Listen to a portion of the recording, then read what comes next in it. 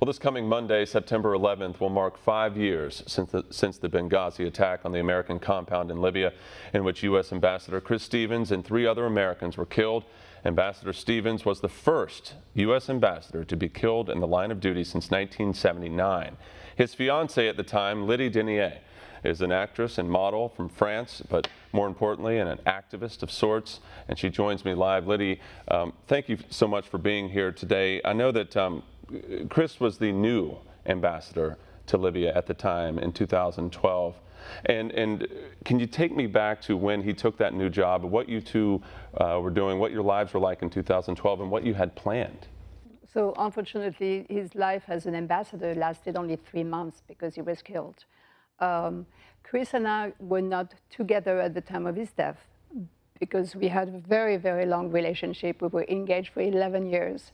But you know, he had a purpose in life. And at one point, he had to make a choice between having a life with a wife and kids and stay in Washington, D.C., or try to do the best he could in the world, which was to go in sometimes difficult countries like Libya.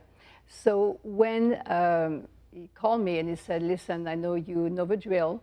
I'm going for a higher position, and you are going to be investigated again, because every time you went to a higher post, they'd come calling. Yes, the State Department always knock at the door and to make sure that I'm sane. Yes.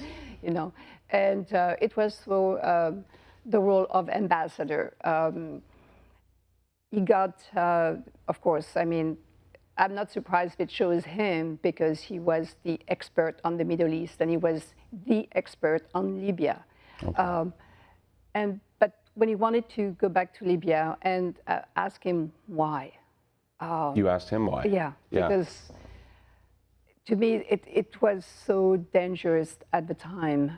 And but he told me, he said, I know I can make a difference.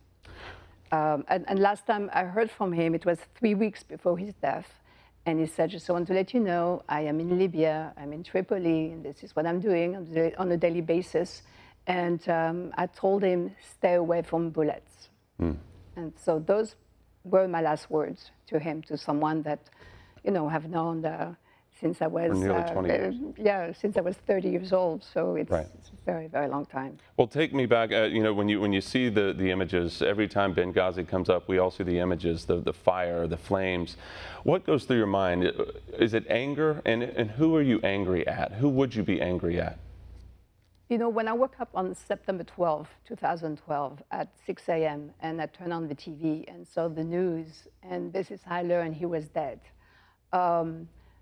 You know, you never get over the fact that September 11th will always be a day for me that it's extremely difficult to handle. Did I feel anger? Absolutely. And a lot more anger because within 48 hours of his death, there was so much rumors about him and fake news and blaming him for the lack of security, or saying that, oh, he was gay, that's why he got killed in Libya.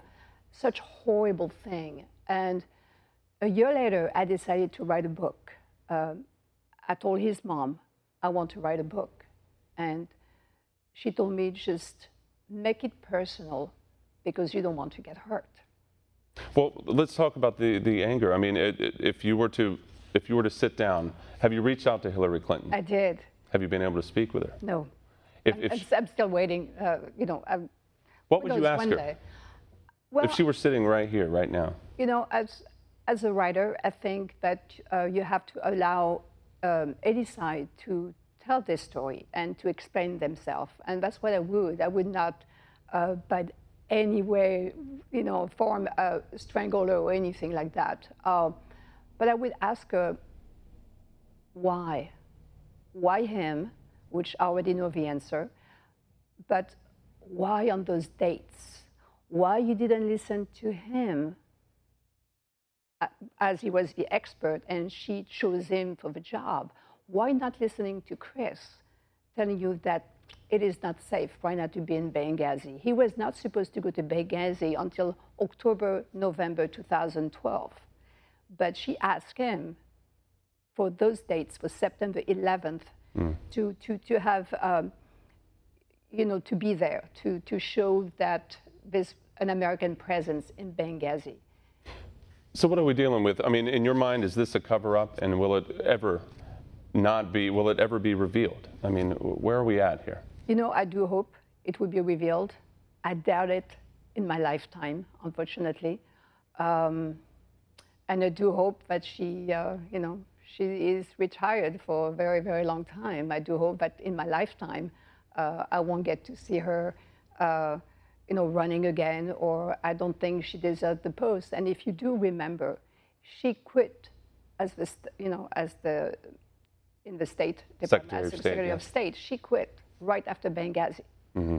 And to me, if you have something to hide, or if at the top, which was President Obama at the time, if she had nothing to fear or nothing to hide, why quitting? Right. And I would tell her, I will tell her also, next time when you write an email and say, should I say that Chris Smith died instead of Chris Stevens and Sean Smith? So when she said that they were good friends, they were not good friends at all. You don't make a mistake. She did say that they were good friends, didn't she? I want to get to your book because this is some good stuff. But you've talked to President Trump? What did you say to him? What did he say to you? I did. Well, I asked to be seen by both. I met with Mr. Donald Trump at the time. He was not president yet. He was a candidate. And he gave me the courtesy of a meeting. I spent 2.5 hours. It was in Los Angeles while he was campaigning.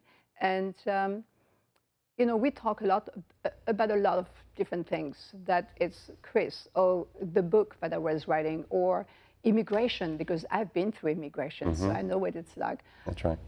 Lots of different things. And I even talked to him, about the 405 freeway and... the 405? How crazy it gets, yes, in traffic, because I was late for my meeting. And, but I told him, I said, you have to promise me one thing. When you are president, he said, if I become president, I said, and I knew he would become president. That's right. I for sure. When I met him, there was no doubt, but I told him, promise me that what happened in Benghazi will never happen again. Right. And he said, I promise. All right. Well, one last little question here, and you're very active. I know you're putting together a possible talk show. You've written your book. This is, of course, a voice for Ambassador J. Christopher Stevens. What do you think about this part of your life now, as we come up on the 5-year anniversary of your fiance's death? This part of your life. What do you think? It's amazing. It's amazing. It's growth.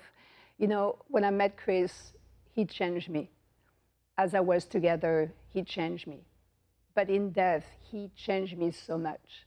The growth that I'm going every day of my life, and understanding more, and giving a chance for people to be heard. And yes, I have TV news coming up very soon, and to stay tuned. Very nice. And follow me on Facebook. But, things have to change. Right. And I don't believe pointing fingers will achieve anything. So in death, Chris Stevens did change me, because this is who he was. He wanted to build bridges. All right, a newfound activist then. Thank you, yes. All right, well, Lydie Denier, thank you so much for your time. Thank you so much. All right, I hope you come back. Absolutely. All right. Thank you.